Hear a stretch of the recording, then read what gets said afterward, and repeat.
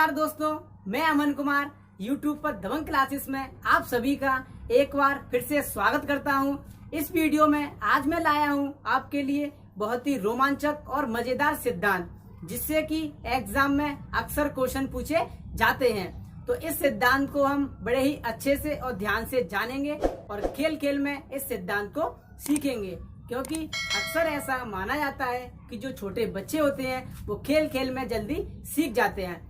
तो चलिए थोड़ी देर के लिए हम भी बच्चे बन जाते हैं और इस सिद्धांत को सीखते हैं कि इस सिद्धांत में क्या था। तो चलिए शुरू करते हैं आज का सिद्धांत, जिसका नाम है संबंध प्रतिक्रिया सिद्धांत। इसमें हम जानेंगे कि संबंध प्रतिक्रिया सिद्धांत क्या था, इस सिद्धांत के प्रतिपादक कौन थे और इस सिद्धांत में जो प्रयोग किया गया था वो किस पर किया गया था, इस सिद्धांत से हम बच्चों का विकास कैसे कर सकते हैं, या फिर यह सिद्धांत बच्चों के विकास में किस प्रकार सहायक है, इन सब बातों को हम जानेंगे। तो चलिए शुरू करते हैं। तो जो संबंध प्रतिक्रिया सिद्धांत है, उस सिद्धांत के प्रतिपादक थे आईपी पावलोव। यानी जो संबंध प्रतिक्रिया सिद्धांत है वो आईपी पावलोव ने दिया था। आईपी पावलोव का पूरा नाम है इवान पेट्रोविच पावलोव। जो आईपी पावलोव है उनका पूरा नाम है इवान पेट्रोविच पावलोव, जिनको हम शॉर्ट में कहते हैं आईपी पावलोव। और इन्होंने जो प्रयोग किया था वो कुत्ते पर किया था। आईपी पावलोव ने जो अपना प्रयोग किया था वो एक कुत्ते पर किया था। सबसे पहले जानते हैं हम आईपी पावलोव के बारे में कि आईपी पावलोव कौन थे। तो आईपी पावलोव रूस के एक वैज्ञानिक थे। जो आईपी पावलोव थे वो एक रूस के वैज्ञानिक थे और साथ साथ में एक चिकित्सक भी थे, इसीलिए इनको हम रूसी शरीर वैज्ञानिक कहते हैं। जो आईपी पावलोव हैं उनको हम रूसी शरीर वैज्ञानिक भी कहते हैं। और इन्होंने जो संबंध प्रतिक्रिया का सिद्धांत दिया था, इसी पर इन्हें 1904 में नोबेल पुरस्कार मिला था। जो आईपी पावलोव ने सिद्धांत दिया था संबंध प्रतिक्रिया सिद्धांत, इसी पर इन्हें 1904 में नोबेल पुरस्कार मिला था। आईपी पावलोव को हम अनुबंधन का जनक भी कहते हैं। जो आईपी पावलोव हैं उन्हें हम अनुबंधन का जनक भी कहते हैं। तो ये था आईपी पावलोव के बारे में। अब हम जानते हैं कि जो आईपी पावलोव ने सिद्धांत दिया था उसे हम अन्य नाम से भी जानते हैं। तो चलिए देखते हैं कि कौन कौन से अन्य नाम हैं, जिसमें से पहला है सीआर थ्योरी। यानी कि जो आईपी पावलोव का सिद्धांत है उसे हम सीआर थ्योरी के नाम से भी जानते हैं, यानी कि क्लासिकल रेस्पॉन्स थ्योरी। अगला नाम है शास्त्रीय अनुबंधन सिद्धांत। इस सिद्धांत को हम शास्त्रीय अनुबंधन सिद्धांत के नाम से भी जानते हैं। अगला नाम है अनुकूलित अनुक्रिया सिद्धांत। इस सिद्धांत को हम अनुकूलित अनुक्रिया सिद्धांत के नाम से भी जानते हैं। तो ये थे अन्य नाम, जिनको कि आप याद रखें, क्योंकि एग्जाम में यहीं से क्वेश्चन घुमा देता है। जैसे कि एग्जाम में इस नाम से ना पूछ करके इन नामों से भी पूछ लेगा, तो यहीं पर हम कंफ्यूज हो जाएंगे। तो इन नामों को आप एक बार जरूर देखें और याद रखें। अब हम जानेंगे आईपी पावलोव का प्रयोग, कि इन्होंने जो प्रयोग किया था वो प्रयोग क्या था। तो आईपी पावलोव ने जो अपना प्रयोग किया था वो कुत्ते पर किया था, और इन्होंने इस प्रयोग को 3 चरण में पूरा किया। यानी कि आईपी पावलोव ने अपना प्रयोग 3 स्टेप में पूरा किया। तो चलिए सबसे पहले जानते हैं पहला चरण। पहले चरण में इन्होंने कुत्ते को रस्सी से बांध दिया और एक पिंजरे टाइप में उसको बंद कर दिया और रस्सी से उसको बांध दिया और उसके सामने भोजन को रख दिया। तो जैसे ही कुत्ते ने भोजन को देखा तो भोजन को देखकर कुत्ते के मुंह से लार टपकने लगी। तो यानी यहाँ पर जो भोजन है वो एक स्वाभाविक उद्दीपक है और कुत्ते के मुंह से जो लार टपक रही है वो एक स्वाभाविक प्रतिक्रिया है। यानी कि जैसे ही कुत्ते के सामने भोजन को रखा तो भोजन को देखकर कुत्ते के मुंह से लार टपकने लगी। तो यहाँ पर जो भोजन है वो स्वाभाविक उद्दीपक है और जो लार टपकना है वो स्वाभाविक प्रतिक्रिया है। तो ये था पहला चरण। फिर इन्होंने दूसरे चरण में क्या किया, दूसरे चरण में इन्होंने घंटी को लिया, कि जो घंटी लिए थे, जो कि घंटी एक कृत्रिम उद्दीपक था। कृत्रिम उद्दीपक यानी कि हमारे द्वारा बनाया गया उद्दीपक, तो वो होता है कृत्रिम उद्दीपक। तो इन्होंने घंटी का प्रयोग किया। इन्होंने क्या किया कि पहले घंटी को बजाया और देखा कि कुत्ते के मुंह से लार टपक रही है या नहीं। तो इन्होंने घंटी को बजाया तो कुत्ते के मुंह से लार नहीं टपकी, यानी कि उन्हें कोई भी रेस्पॉन्स नहीं मिला। फिर इन्होंने घंटी को भोजन के साथ जोड़ दिया, यानी कि पहले इन्होंने घंटी को बजाया, फिर उसे भोजन दिया, तो भोजन को देखकर कुत्ते के मुंह से फिर लार टपकने लगी।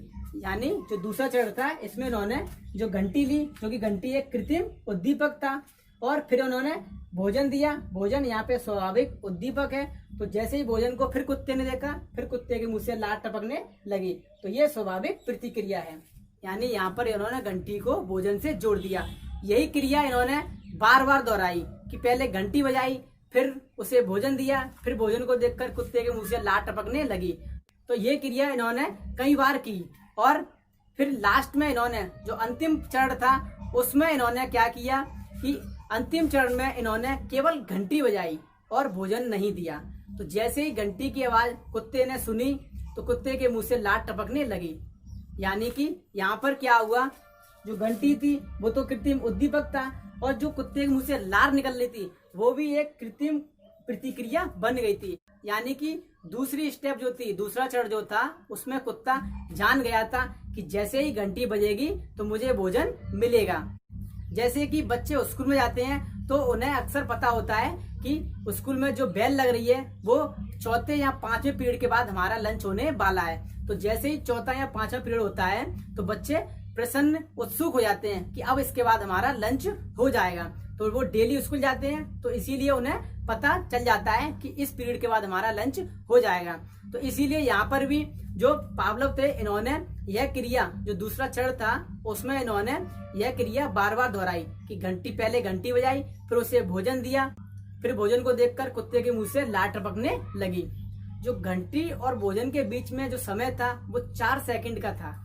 जो आईपी पावलोव ने घंटी और भोजन के बीच में जो समय रखा था वो 4 सेकंड का रखा था कि पहले घंटी बजाएंगे, फिर 4 सेकंड बाद भोजन को देंगे। तो जैसे ही कुत्ते ने भोजन देखा, फिर कुत्ते के मुंह से लार टपकने लगी।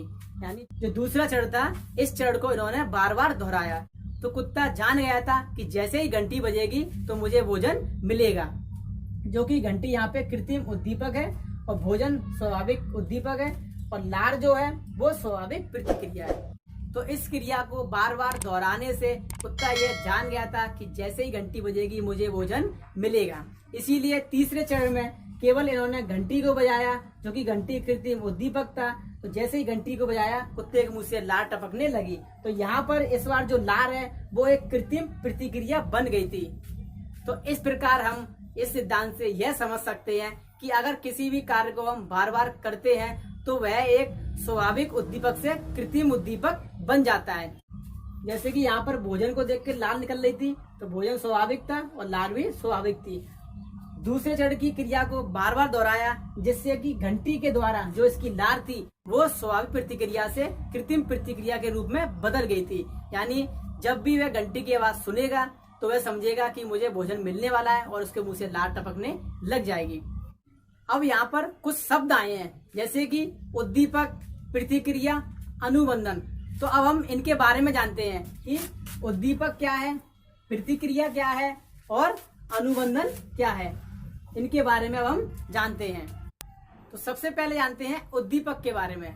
उद्दीपक यानी एक ऐसी वस्तु जो हमें बहुत ही ज्यादा पसंद हो और उसे देखकर हम उसके प्रति उत्तेजित हो जाएं, या फिर उस वस्तु को देखकर हमारे मन में लालच आ जाए और हम दौड़ने, उछलने, कूदने लगे। जिस वस्तु को देखकर हम ये प्रतिक्रिया कर रहे हैं तो वो हमारे लिए है उद्दीपक। अब हम जानेंगे प्रतिक्रिया।